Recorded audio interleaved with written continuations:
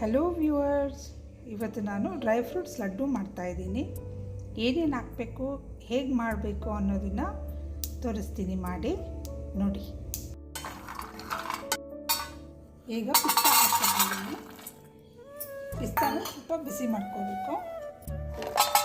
Walnut ಹಾಕ್ಕೊಳ್ಳೋಣ. ಈಗ sunflower seeds ಹಾಕ್ಕೊಂಡಿದ್ದೀನಿ, ಮೆಲನ್ ಸೀಡ್ಸ್, ಈಗ ಪಂಪ್ಕಿನ್ ಸೀಡ್ಸ್ ಹಾಕ್ತಾಯಿದ್ದೀನಿ. ಈಗ ಮಖಾನೂ ಬಿಸಿ ಮಾಡ್ಕೊತಾ ಇದ್ದೀನಿ. ಸ್ವಲ್ಪ ಎಳ್ಳು ಬಿಸಿ ಮಾಡ್ಕೊಳ್ಳೋಣ. ಈಗ ಗಸಗಸೆ ಹಾಕ್ಕೊಂಡಿದ್ದೀನಿ, ಅದನ್ನು ಸ್ವಲ್ಪ ಹುರ್ಕೋತಾ ಇದ್ದೀನಿ. ಈಗ ಅಂಜೂರ ಮತ್ತು ಖರ್ಜೂರನ ಪೇಸ್ಟ್ ಮಾಡ್ಕೊಳ್ಳೋಣ.